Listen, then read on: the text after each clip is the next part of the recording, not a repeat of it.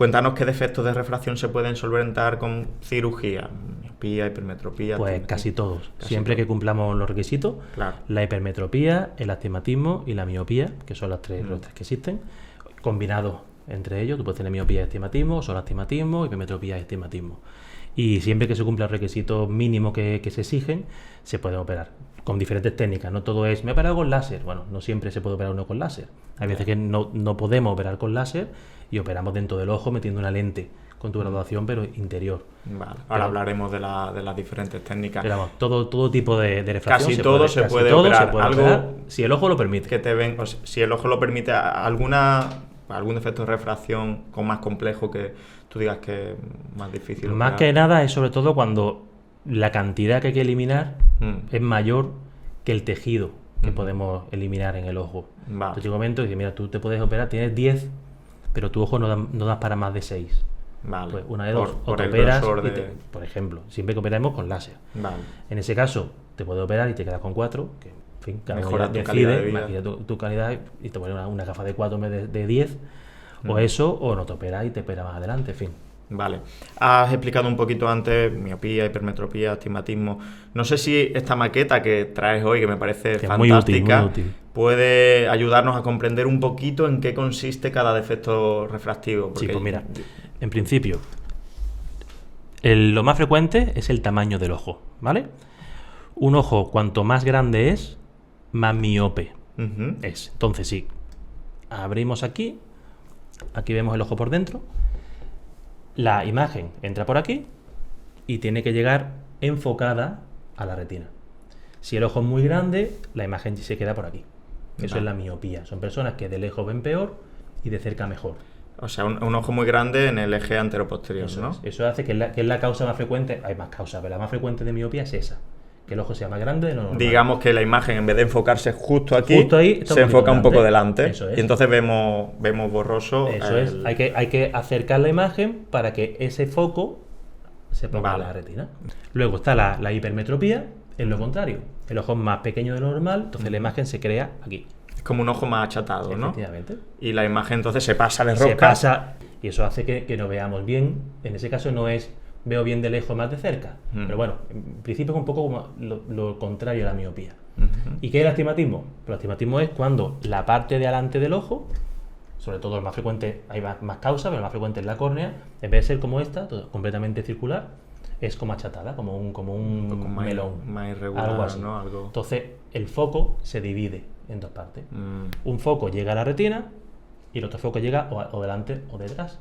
Entonces, nunca ves bien. Tienes una parte nítida y la otra no. Entonces, se deforman las imágenes. Eso puede pasar en un ojo sin nada, en un ojo con miopía o un ojo con hipermetropía. Se pueden combinar entre sí.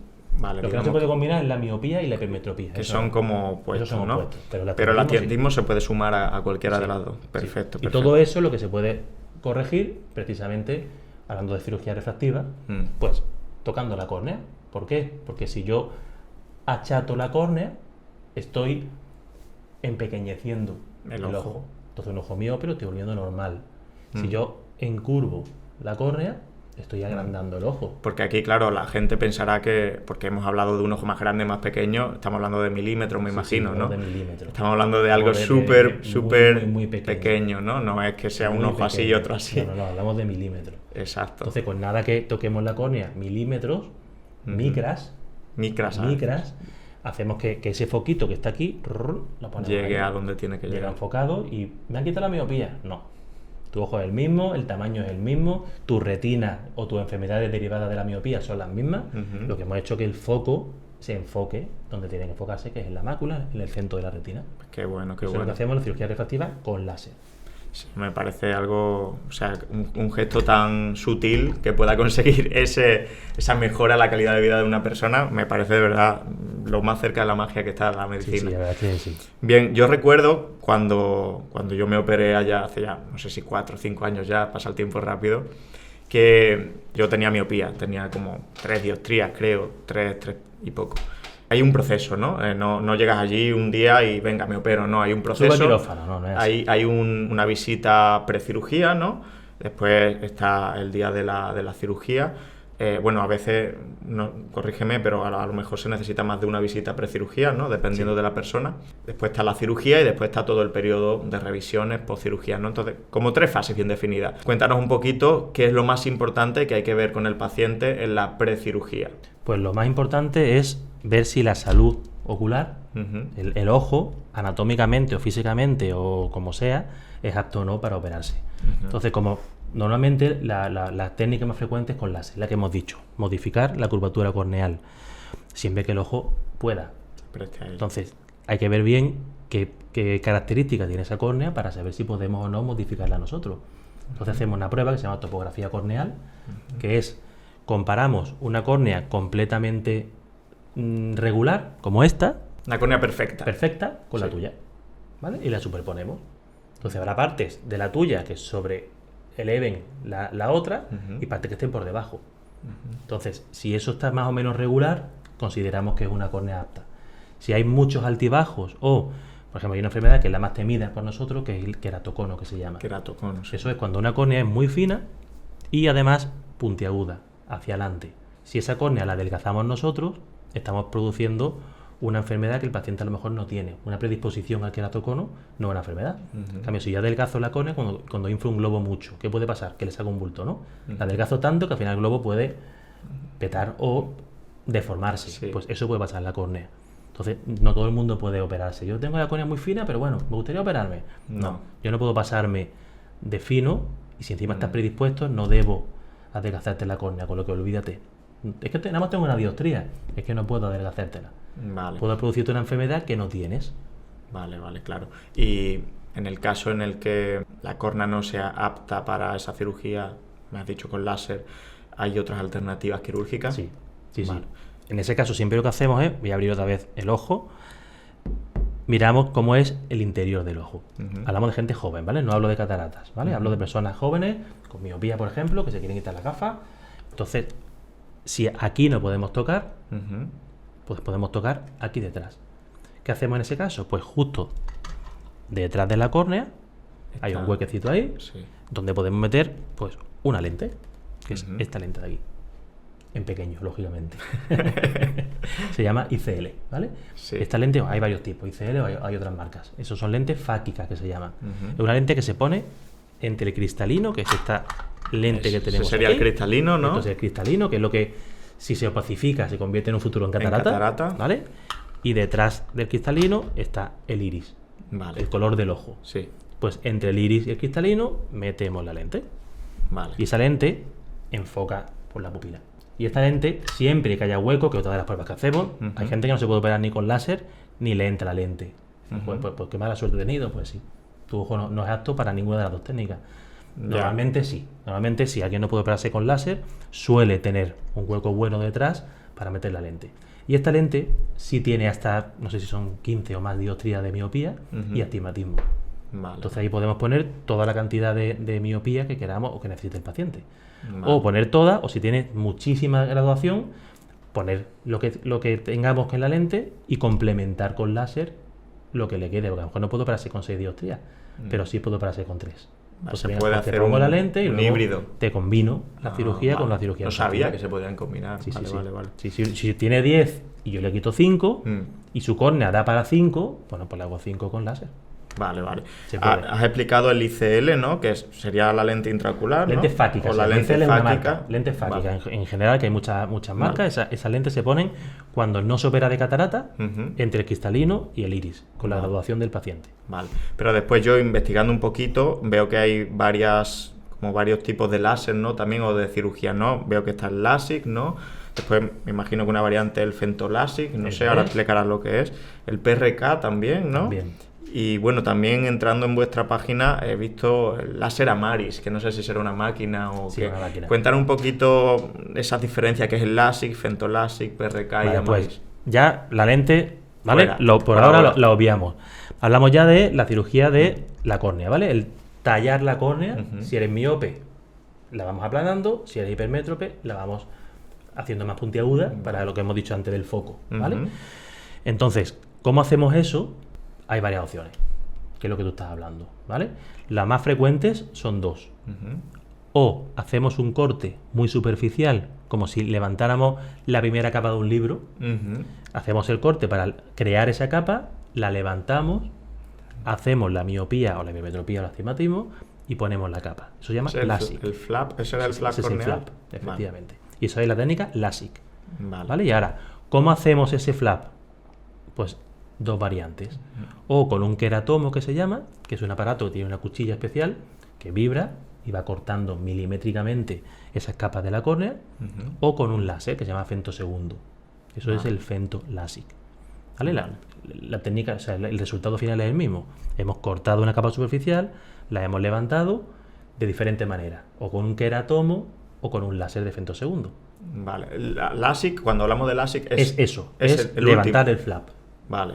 ¿Vale? Que Si puede con ser queratomo con las se llama LASIK con queratomo. Vale. Si lo hacemos con femtosegundo se llama femto-LASIK. Vale, Ya está, entendido. pero es lo mismo, ¿vale? Y una vez que está abierto, la córnea no la hemos adelgazado. Si yo pongo otra vez esa capa, el ojo es el mismo, yo no he hecho nada. Entonces, ¿cómo adelgazo la córnea? Con otro láser, que se llama láser excimer, que hay muchas marcas y una de ellas es el Amaris que tenemos nosotros, Vale, que no tiene nada que ver con el modo de hacer el flap. Vale. ¿Vale? Entonces yo hago el flap y ahora con el láser excimer, Amaris u otra marca, adelgazo la córnea. Vale. Lo que necesitemos, lógicamente. Una vez que la córnea está adelgazada, vuelvo a poner Cierra el flap. la página del libro, ¿no? Y ahí termina la cirugía. Vale. Eso es el LASIK, ¿vale? De acuerdo. Luego tenemos otra técnica que se llama PRK. PRK es el mismo adelgazamiento, pero sin hacer corte. La PRK es más antigua. La córnea tiene varias capas. La más superficial es el epitelio. Y lo que viene de atrás se llama estroma. Y el estroma es lo que adelgazamos. Entonces, ese epitelio hay que quitarlo. Con la PRK, que es la antigua, lo quitábamos con alcohol, raspábamos el epitelio, desaparecía, y ya con el láser de Steamer, el Amaris o cual sea, adelgazábamos la córnea y ese epitelio se volvía a regenerar. Hay una técnica nueva, se llama TransPRK, que es cuando el mismo láser Steamer quita el epitelio y luego adelgaza la córnea en un solo acto. Vale. No usamos alcohol ni raspamos manualmente, es todo mucho más exacto. La prueba que hicimos al principio, la topografía que te dije antes para ver si tu córnea era apta o no, ahora se vincula al láser. Entonces el láser conoce que esta córnea es de este paciente y tiene aquí un altibajo, hay otro y en medio es plano. Entonces el láser ya no hace así. Se vincula para el día de la cirugía. Efectivamente, para que corte o adelgace la córnea personalizadamente a ese paciente. Se customiza la cirugía. Entonces, si el epitelio es más grueso aquí y menos aquí, para no quitar más o menos, el láser te quita más arriba y menos abajo. Porque tú personalmente eres así. El siguiente paciente es totalmente diferente. O sea que no hay dos cirugías iguales, ¿no? Para nada. Aunque todo Para parezca nada. en el Esto macro parece igual. que están haciendo churros. Sí. Para nada. Y tiene mucho trabajo detrás para llegar a hacer eso. Sí. Entonces, una vez que el láser te ha quitado el epitelio, él mismo continúa quitándote la miopía o la biometropía o lo que sea. Vale. ¿Qué pasa con esa técnica? Que se ha producido una herida sin tapadera. La diferencia con el LASIK. PRK hablas de. La PRK, en este caso, es la TransPRK, la que te ha quitado el láser, te quita todo. La PRK es igual, pero con alcohol, que ya casi no se hace, o se hace menos. La TransPRK es la que te quita el epitelio, lo quita el mismo láser. ¿Vale? Entonces, ese epitelio se ha quitado, luego te ha hecho la cirugía y no hace nada más. ¿Dónde está la tapadera que quite con el LASIK? Pues no está. Entonces, esa técnica tiene que cicatrizar por sí misma. Imagino que a lo mejor el Eso postoperatorio es es complicado. más lento, mínimo 4 o 5 días en que se cierre el epitelio y más molesto. No llega a ser doloroso, pero es más molesto que el LASIK. ¿Por qué? Pues porque esa herida es como una úlcera. Quirúrgica, muy bien hecha, pero una úlcera. Claro. Y esa úlcera tiene que cicatrizar. Para eso ponemos una lentilla, una lente de contacto, para simular la tapadera del LASIK. Vale. Esa lente de contacto está tapando la córnea, tapa la herida, mientras por debajo se va curando. Normalmente el día de quirófano no molesta porque ponemos anestesia, no molesta nada, incluso es más cómoda que el LASIK, porque el LASIK sí tiene una parte de cuidado que estamos haciendo el corte. Entonces el paciente ahí dice, aquí estoy notando yo algo, Algo y además raro. me está dando miedo y dejo de ver Sí, y ya está, luego no claro. pasa nada, pero eso no lo tiene la TransPRK. La TransPRK va a escuchar un ruido que es el láser y ya está, oye, no me ha dolido nada, se acabó. 2, 3, 4 horitas buenas y luego ya empieza un poquito la Sí. fiesta. Claro. Porque entonces el día de quirófano y 2 días después, la herida se está curando. Entonces ves borroso, la luz molesta, escuece mucho, se inflaman los párpados. No es un dolor insoportable, pero sí, es molesto. Vale. Lo que me llevo súper claro es que la visita precirugía es importantísima. Bueno, importantísima no, obligatoria. Obligatoria y importantísima. Yo no sabría qué hacerte a ti hoy, imposible. Claro. Imposible. Claro. Imposible. De acuerdo. Y bueno, llega el gran día, ¿no? El día de la cirugía. Cuéntanos un poco, pues, cómo es esa cirugía, duración, qué notas en la cirugía, el procedimiento habitual, si hay que sedarse, si no. Cuéntanos un poco lo que... Pues normalmente en la cirugía refractiva con láser, al ser tan poco tiempo, una sedación intravenosa no compensa, no da tiempo a eso. Sí es verdad que si viene el paciente nervioso, que suele venir nervioso, le ponemos algo sublingual, o Lesatin, o un Valium, algo para tranquilizarle. Luego ponemos anestésico en gotas, para que la cirugía no moleste, y subimos a quirófano. Ponemos un aparatito que se llama blefarostato. Para no parpadear. Eso es, porque si tú quieres parpadear no vas a poder, con lo que dice queda tranquilo, y tumbamos boca arriba al paciente. El láser, casi todos los láseres, pero ya lo del nuestro, el América que tú has dicho antes, tiene una cosa que se llama eye tracker, que es un medidor del movimiento de la pupila. Como antes en consulta, lo que hemos hablado antes en el estudio previo, hemos hecho una fotografía, un estudio completo de ese ojo, una de las pruebas que se hace es una fotografía del ojo sentado. A veces cuando nos tumbamos boca arriba hay una cosa que se llama ciclotorsión, que eso es que el ojo rota un poco, ¿no? Rota. El astigmatismo, no sé si lo he dicho, pero el astigmatismo es cuando la córnea está deformada en un eje. Entonces yo quiero quitarte ese eje.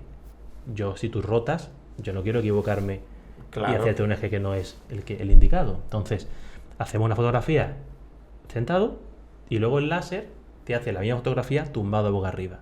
Vale. Y me dice, oye, que este ojo ha rotado 3 grados. Voy a rotar 3 grados la corrección para que sea idéntico. Si esa pupila durante el tratamiento se mueve, que puede pasar por los nervios o por lo que sea, y se sale del tracker, se pone en pause. No sigue tratando. No te voy a disparar aquí. Que es otra de las preguntas. O en otro sitio del ojo.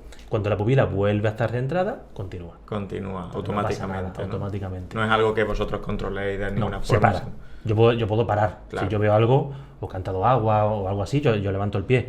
Porque es un pedal el que usamos nosotros. Pero si es automático, él se para. Y lo mismo pasa si el ojo sube o baja. Porque el ojo puede pasar muchas cosas durante el quirófano. Es muy frecuente que una paciente con coleta, o un paciente con el pelo largo, se tumbe y mientras se está tratando se va hundiendo ese pelo. Claro. Entonces el ojo se va yendo hacia abajo. Entonces el láser que está enfocado dice, oye, que ese ojo se me está yendo para atrás, ¿qué está pasando? Pues el mismo se recoloca también. Vale. Se tiene un tracker en todas las posiciones. Es muy útil, eso es muy útil y mucho más exacto, claro. Vale. ¿Y duración 5 minutos? Depende si es LASIK o si es tras PRK. Si es tras PRK, como es epitelio, y luego continuamos automáticamente, 30 segundos, 40 segundos. Luego lo que hacemos es, una vez que está hecho la herida, ponemos una sustancia, se llama mitomicina C, que es una sustancia para evitar que la cicatriz sea anómala. Lo más temido de nosotros es una cosa que se llama haze. Haze es cuando la herida, en vez de volver a ser transparente, es blanquecina. Que eso puede ser algo predispuesto del paciente o porque las células encargadas de cicatrizar proliferan muy rápido. Por ejemplo, los rayos ultravioletas pueden hacer que eso vaya peor. Por eso siempre recomendamos con Trans-PRK que eviten la luz solar directa por lo menos 6 meses. Pueden hacer vida normal, pero protegida del sol. Porque puede hacer que esa cirugía esa cicatriz no sea transparente, sea blanquecina. Eso en caso de la PRK. Entonces la mitomicina hace que ese haze sea muy, muy, muy poco frecuente. Muy poco frecuente. ¿Y en el LASIK? Y en el LASIK no hay mitomicina ni hay riesgo de haze.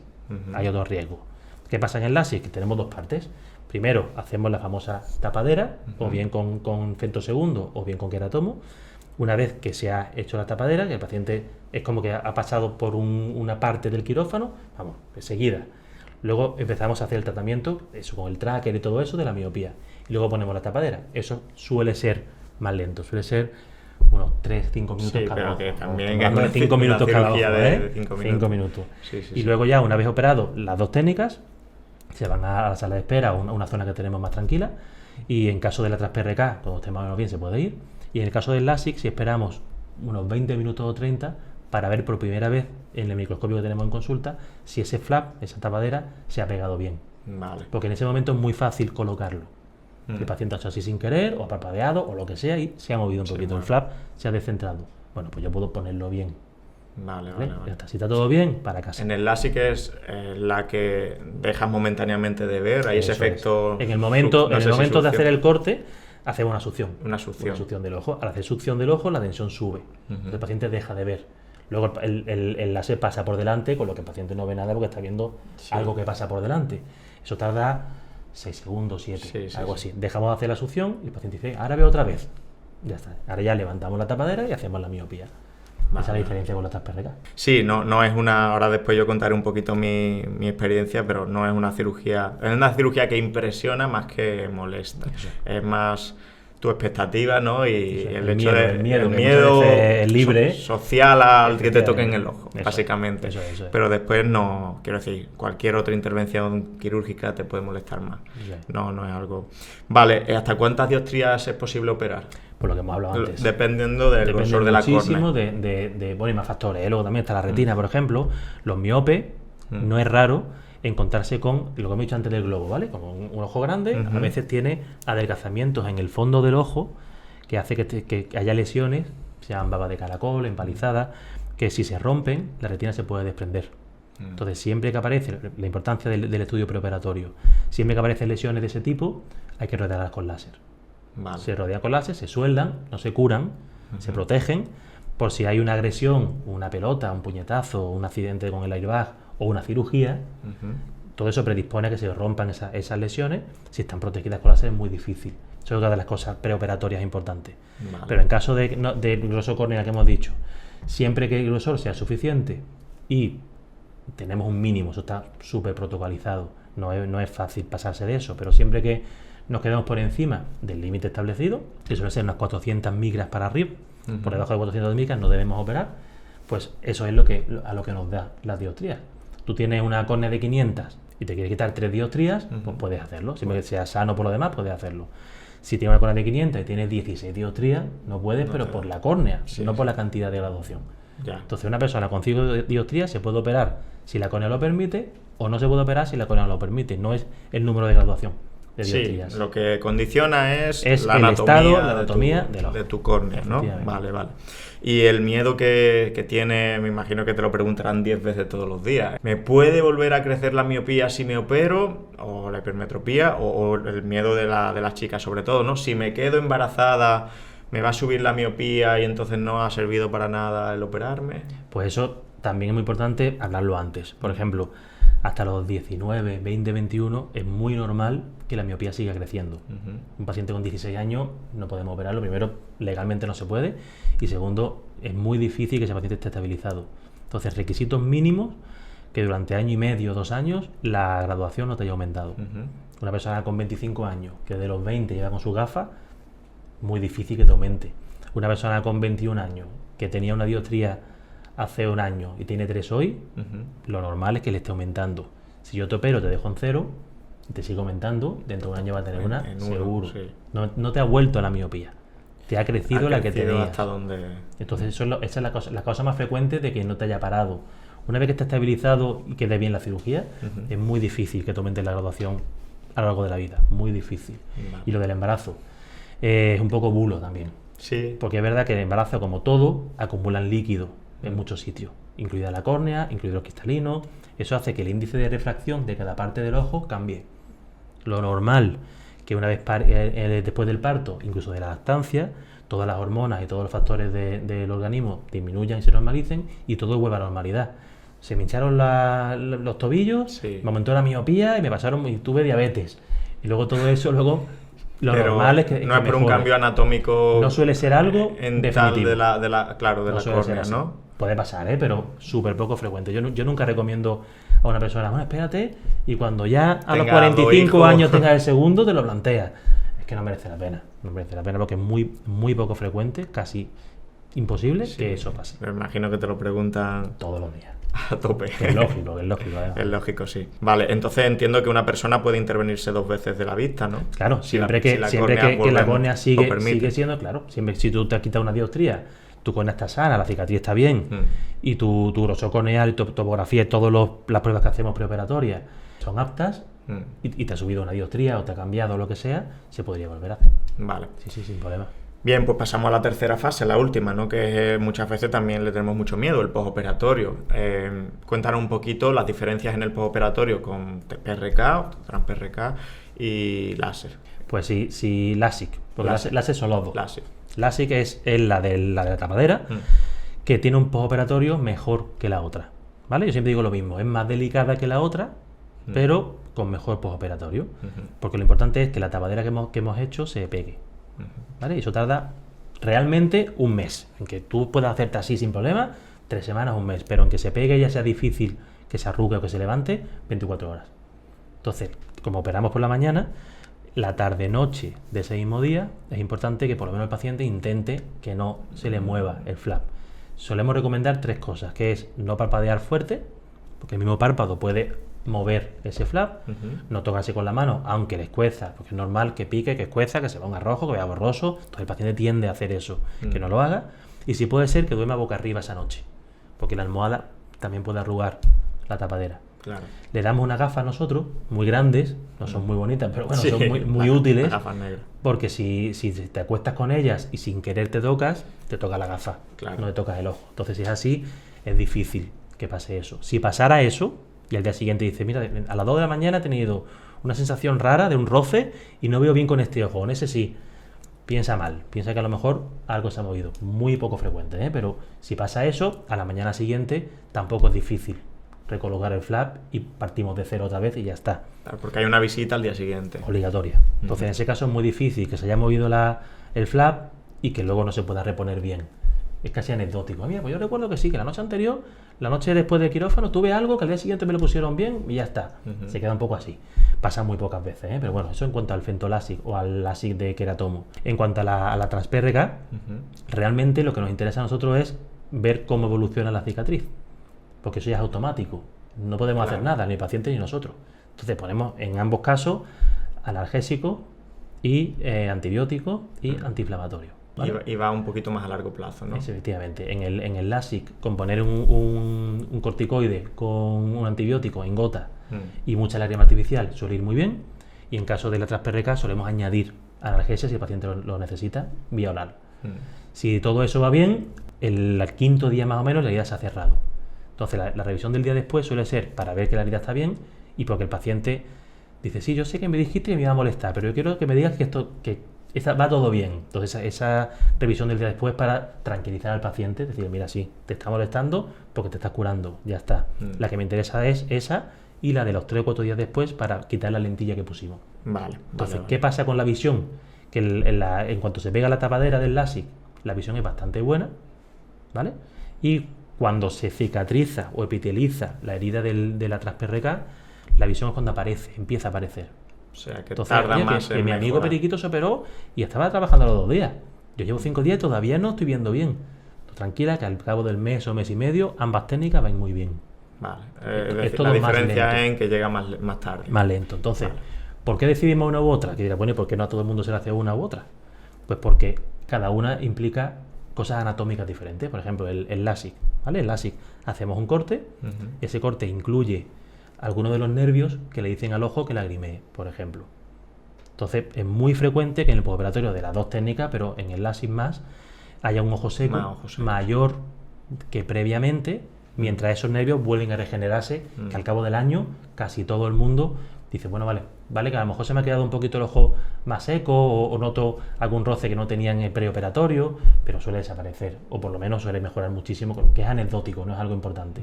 Entonces, personas con ojos muy secos, patológicamente secos, pues a lo mejor recomendamos la otra.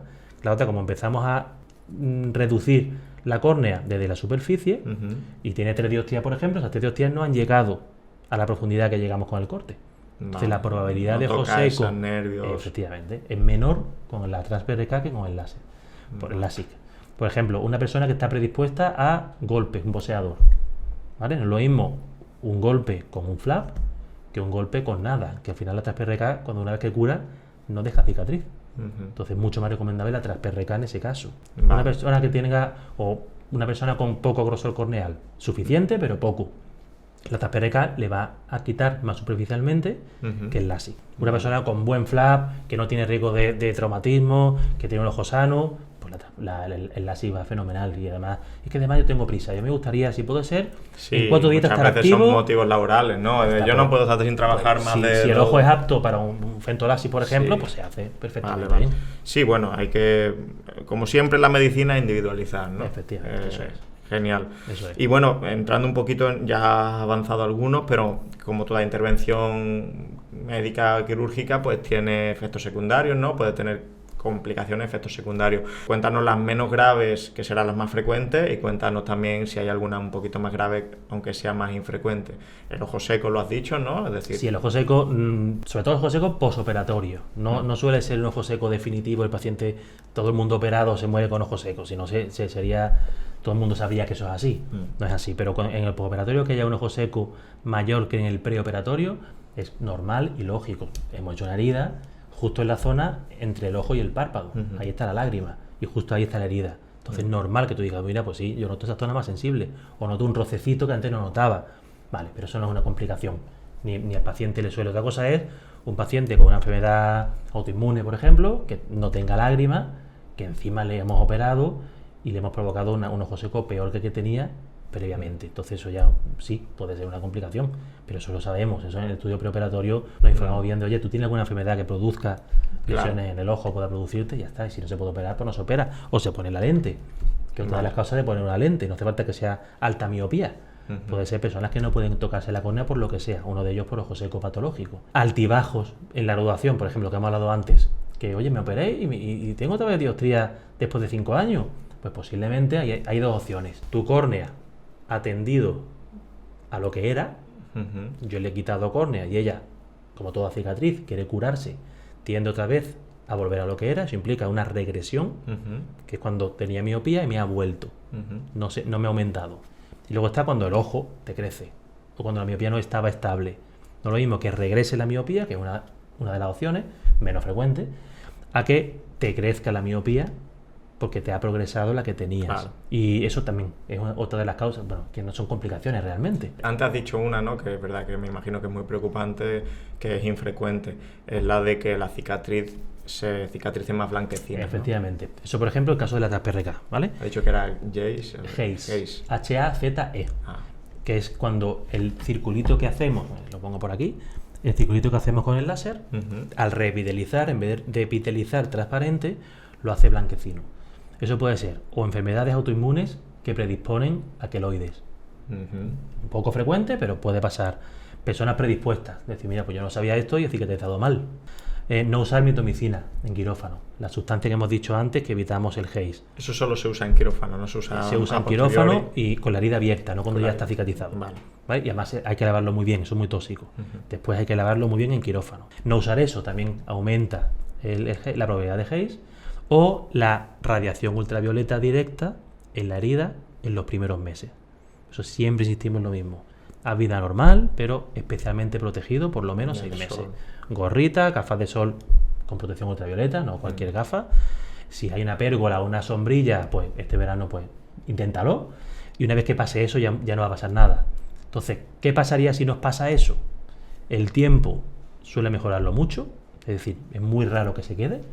Y corticoterapia por boca.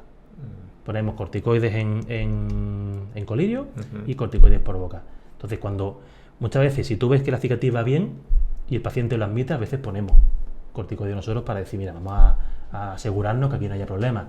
Una persona que viene a los 6 meses, dice, yo soy agricultor y este ojo no veo bien, piensa mal. Dice, este hombre está siempre al aire libre, un pescador, un deportista, no hace falta que sea... Y le ves un ojo y dices, pues sí, tiene un Hayes. Vamos a intentar ponerte a tope corticoides para ver si aclara, ¿no? Y muchísimas veces, casi siempre, o mejora mucho y se hace sintomático, o desaparece. Nosotros lo documentamos con fotografías, mira, es que es una barbaridad lo bien que está yendo eso. Entonces, que se quede un Hayes para toda la vida no es fácil. Teniendo todo esto que te hemos hablado, no es fácil. Eso en cuanto a la TASPRK. En cuanto al LASIK, lo más frecuente es que haya problemas con el flap. Por eso mucha gente dice, oye, si esto molesta y el otro no, ¿por qué no todo el mundo lo hace en LASIK? Pues estamos cortando el ojo, estamos produciendo un flap y ese flap se puede mover. O hay una patología que se llama queratitis lamelar difusa, que eso es cuando hay una hiperreactividad del ojo, del organismo, a el corte que hemos hecho. Entonces, entre la tapadera y el estroma, entre la córnea y el flap, ahí hay un espacio virtual que debe pegarse. Si ahí proliferan células, se produce una reacción inflamatoria muy intensa. Eso suele aparecer a las 24 o 48 horas de la cirugía. Son pacientes que dicen, yo estaba muy bien y ahora me duele mucho, se me ha puesto rojo, no puedo mirar la luz y tengo como una especie de reacción alérgica, algo así. ¿Eso qué me está pasando? Pues vemos que está lleno de células. Entonces también hay que poner corticoides, un montón de tratamientos muy seguidos, muy intensos, irlo viendo para que vayan desapareciendo esas células que también suelen desaparecer. Incluso antes era mucho más frecuente. Luego ya se descubrió que muchísimos factores, las bacterias que tenemos en los párpados, una reacción especial del paciente, incluso a la sustancia que usamos en quirófano, hay muchísimos factores que pueden determinar que aparezca la queratitis en personas predispuestas. Por eso es tan poco frecuente. Antes era mucho más frecuente, ahora muy poco. Ahora vemos a lo mejor 1 cada 2 años, algo así. ¿Y por qué antes era más frecuente? Pues porque antes no se sabía bien las causas y se usaba a lo mejor povidona iodada en quirófano, el talco de los antiguos guantes de quirófano se metían en el flap.